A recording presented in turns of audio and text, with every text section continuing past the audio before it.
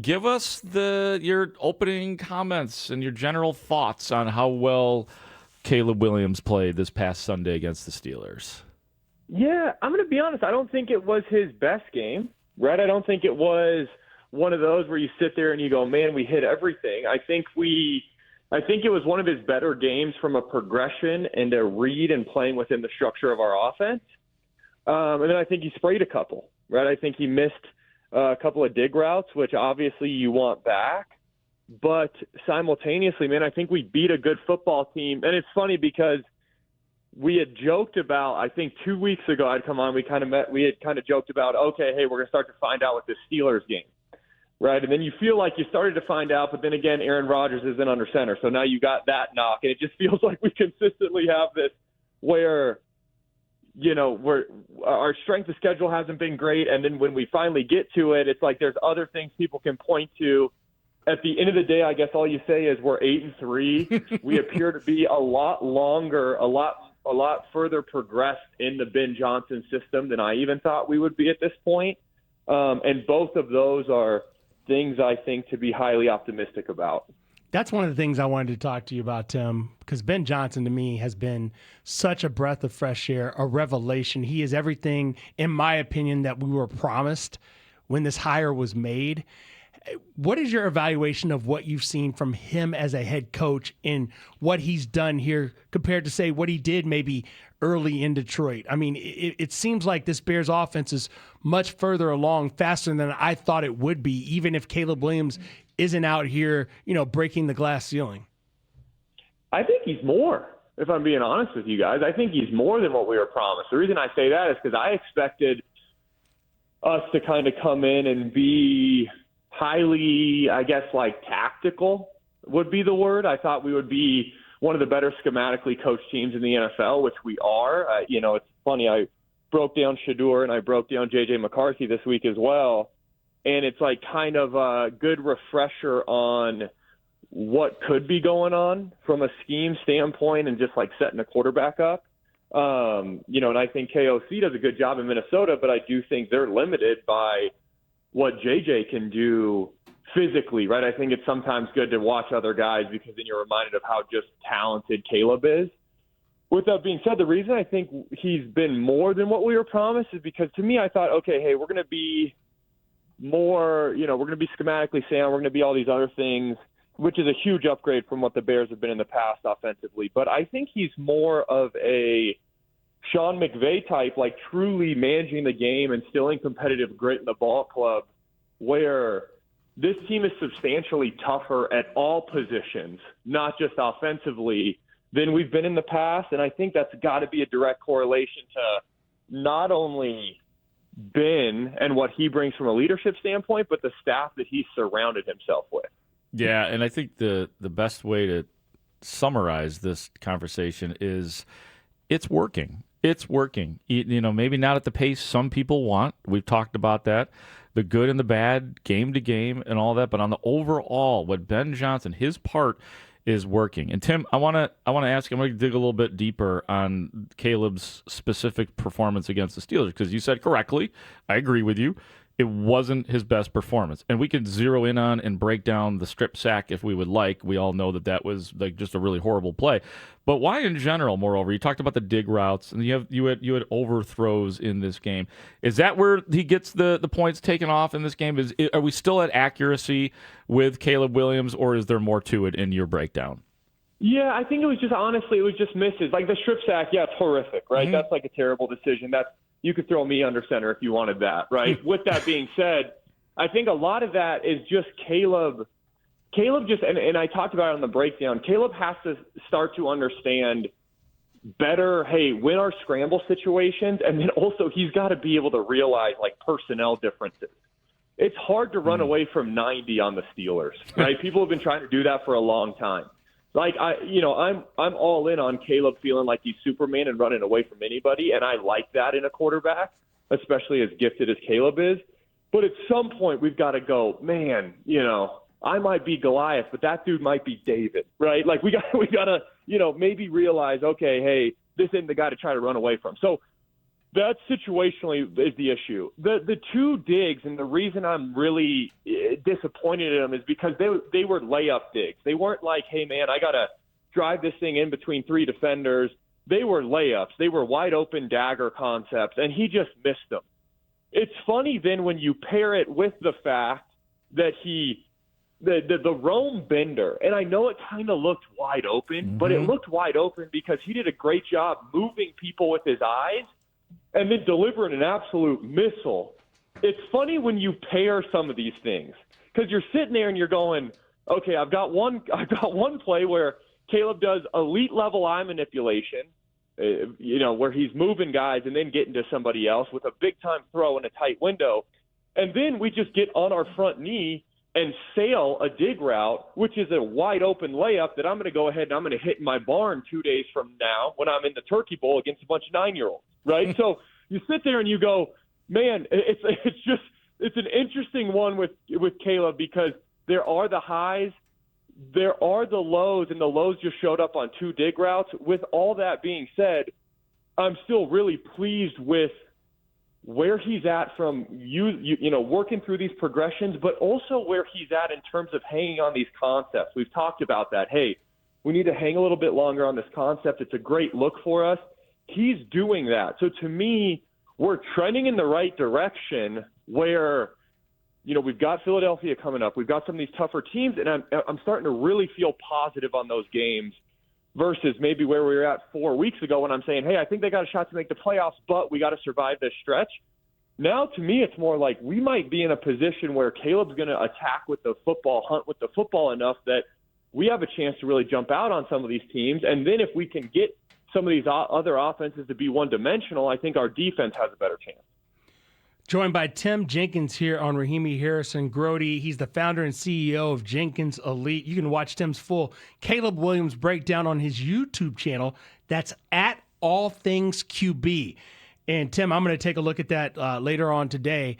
I'm really curious as we go forward now, because you're talking about the missed layups. We all played with that one kid in elementary school who could not hit a layup to save their life, but they could maybe throw it up from half court and make a shine. Like, how can the kid make it from half court, but he can't hit a layup? Does that fear exist where you think he's never going to be able to do the pedestrian at the level that Ben Johnson requires for his offense to really hum? Yeah, for me, no. And the reason I say that is because it's almost like, and this is going to be interesting because I do think Ben's going to be great for his development as a whole. But to me, when I evaluate Caleb, like if you were to give him to me for the offseason, what you're sitting there is it's almost like I just got to get you to kind of forget everything, like play with a clear mind, because it's funny. When he's climbing the pocket or he's navigating or he's doing something with his eyes, it's almost like he just lets his body operate and he rips dimes, right? And then it's almost, hey, I'm locked on this concept. This is my first progression. The pocket's clean, and then I sail it. It's almost like it's almost like he shifts to his throwing motion too much, or he's, it's too clean where we just need him to cut it loose. It's a fascinating one because honestly, I can't remember the last time I've ever evaluated a guy where this was the hang up, right? Normally when you're looking at guys, you're like, oh man, we had to navigate the pocket. That's why we sailed it. Or we had this. That's why we had an issue. You turn on Detroit film, right? Jared Goff, hey, if you put his body in too bad of a position, he's going to struggle. Caleb, it's almost like, let's put him in a terrible position. He'll overcome it, right? So right. To me, it's an interesting one. It's almost like he needs to spend it's almost like his whole life has been fun off seasons of people throwing beanbags at him or throwing Bosu balls at him. Hey, navigate the pocket, rip a dime. And it's almost like he needs to have just like a Peyton Manning-like off season. Hey, inside zone 7 hitch, throw the dig. Okay, do that 400 more times, right? Like that's really the offseason he needs, in my opinion. Of course, you continue to sprinkle in the movement and all the cool stuff that he can do, and because you got to keep that, you got to keep that trait there, right? That's what makes him so special. But to me, it's like he just needs one of those old school off seasons of, hey man, let's just drive stuff from the pocket on time with our feet. Plus, I think that will make him substantially more efficient through his progressions, and as we try to get him to be more of an 80-20, 85-15, playing through the concept versus scrambling.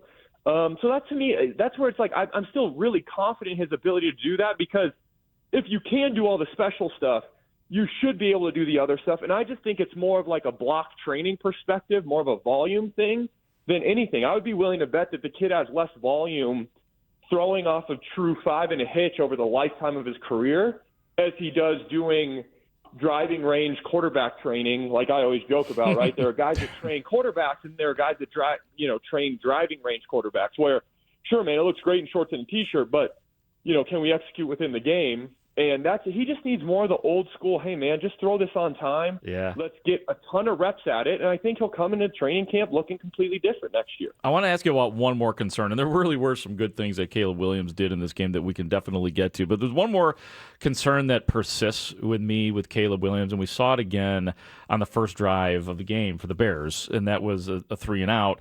Ball deflected on 3rd and 6. We've seen a lot of that from Caleb. We know what the Eagles' defense is. There's a game against Detroit where Jalen Carter and Jordan Davis combined for 5 batted passes. So this is what I'm thinking about heading into this game against the Eagles. What is that a product of, and how can he make that part of his game better? Yeah, well, I think if you're looking at it from just a quarterback lens, it's a product of your arm slot, right? Caleb will at times drop his arm slot. Now there's a big debate going on, hey, does having a lower arm slot make you more rotational, which then adds velocity and adds accuracy, or do we need to go back to maybe a higher arm slot to avoid those? That's like a 45-minute TED talk, right? Like that no one really wants to listen to, but part of it's his arm slot. So that's what Caleb can control. Then the other piece is what can the O-line do and what can we do schematically? To me, you got to hit him with screen. You got to hit him with draw, which is going to then make it to where their rush isn't as consistent, so they're not timing up on jumps. And then, unfortunately, like you hate saying this because as a in the National Football League, part of you kind of have respect for the other side, and hey, they're professionals too. You don't want to take away their livelihood. Simultaneously, if you're going to jump, we got to cut you, right? We're going to have to end up cutting these guys and doing different stuff, which sucks. But if they're going to jump, we have to cut, and then we got to kind of set up, maybe bluff a couple cuts, bring some guys in from outside, wham them a little bit. Like that's really what you're going to have to do schematically. Obviously I'm not saying anything Ben doesn't know, and they're going to probably go into the game and they're going to have some of that stuff dialed up early to where, listen, all it takes is you cutting them one time for a pro guy to stop jumping, right? He's going to jump the next week. This week he's going to protect his knees. And that's kind of, unfortunately, the nature of the beast. But, listen, they do the same thing to us, when we're running screen. And so there's just all sorts of stuff. So, to me, that's probably the answer from a schematic standpoint. From a quarterback side of it, you got to stop dropping your arm angle. Anytime you start to lower that arm angle, it's, of course, going to bring those defenders into it. And that's something that Caleb, you drop your arm angle at times to get into certain windows. Other times it's just lazy, and we got to stay on top of it. Tim Jenkins joining us as he does every week to talk quarterbacks and offense here on Rahimi, Harris, and Grote. Tim, I got to ask you because I've been parsing through this really over the course of the season, but now it's getting a little tighter because they are going to be facing these top-level defenses in the upcoming weeks. Packers twice. We know about Detroit. And, of course, the Steelers just this past week. 31 points against Pittsburgh, but you get the feeling that there's a lot of meat being left on the bone. And I'm wondering, when we see Ben Johnson's offense, how much more can they do as the defenses get better and better? And how much meat is being left on the bone with this offense? Yeah, it's crazy that we're getting on here and it's like we scored 31 and we're kind of like, man, we could have done more, right? That's what I think is so special about when you truly have someone who's at the top of their game calling and designing plays. Like, it is what it is. We got to dagger 4 different ways and it was wide open every time. He is dialed in what he's doing. His sequencing is great from a call standpoint. His design is great. He doesn't throw in hey, here's 3 game plan calls that we think are going to be open. I guarantee they're putting in 35 game plan calls, right? That's just what they are right now. And the fact that the guys are processing it and executing it is another huge compliment to him and his staff. So to me, it's hard. It's interesting for me to say this, but this is the truth. I don't think the defense that you put in front of the Bears matters.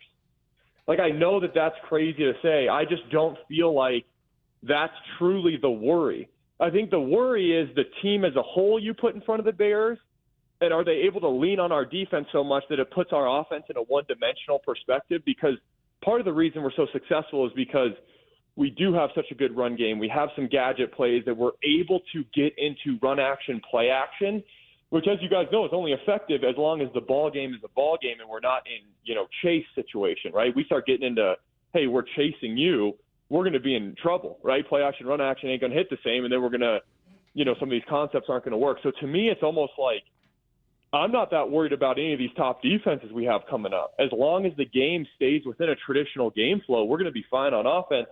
To me, it's more, can our defense early on in games stand up to some of these better offenses to where we do stay in a regular game flow versus falling behind? No doubt.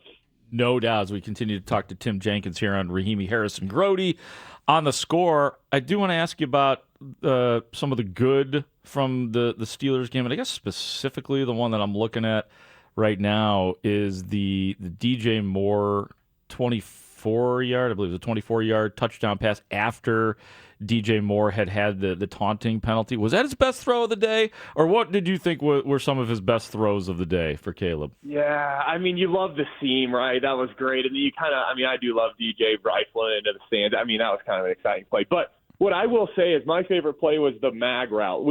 Mag route is kind of, you got to think of it, it's not a true in route, right? It's not like, hey, that's square in, but it's not a post, right? So we needed a word for the in-between, and we came up with mag. Nice. Now, do I have any idea why? No, I don't. Schottenheimer just told me that. Okay. Bradford echoed it, and then I basically was trying to survive. So now it's a mag route in our offense too. But what I will tell you is he has this one where he's under center, it's zone action, he sticks his foot in the ground, and he just rips a missile. That one was special. To Rome? Was that to Rome? Was that to Rome on the 11-play 70-yard drive? Yeah. Yep. And it was awesome. And then there was one later where he hits DJ Moore on like a 20, 25-yard read route. Yeah. And it's one that I highlighted in the breakdown, and I highlighted it from the standpoint of we take for granted how far some of these throws are that he just puts on an absolute line that it's just like from his chin to the receiver's chest. It's special stuff. So that read route was great too. And it's great when you can sit there in a more of a 4-minute situation and call a true run action pass and have confidence in your quarterback to like, hey man, we're going to throw a 30-yard read route. Like that's insane. But those were two that were really special. He played really great off of what we kind of call like a 5 plant with run action, where it's, hey, it's run action, but you stick your foot in the ground and instead of taking a hitch, you're just putting the ball on him. Like Brady and the Patriots used to do that a bunch with some of the trap action and stuff, and they'd hit Gronk. We're just substituting, real dig routes from our receivers and or Loveland, which I think he's going to be long-term a really key piece in this run, whatever the Bears do over the next few years, because that threat of being able to do run action with a big body guy running down the middle, that's going to be special. They're just going to probably have to ease the amount of stuff that goes onto his plate, right? He's not going to start out with everything that you're going to see on Thursday at your Thanksgiving. He's not starting out with everything, right? Right now we just got turkey and mashed potatoes on his plate, but it's going to get special long-term for him. So that's where I just think this offense can go, and that's what Caleb did a really good job of this week with some of those run-action, play-action passes where he's hitting his foot in the ground, letting it rip. Tim, great stuff as always. Thank you so much for coming on the score like you do, man. And happy Thanksgiving to you. Happy Thanksgiving, Tim. Happy Thanksgiving, fellas. I appreciate you.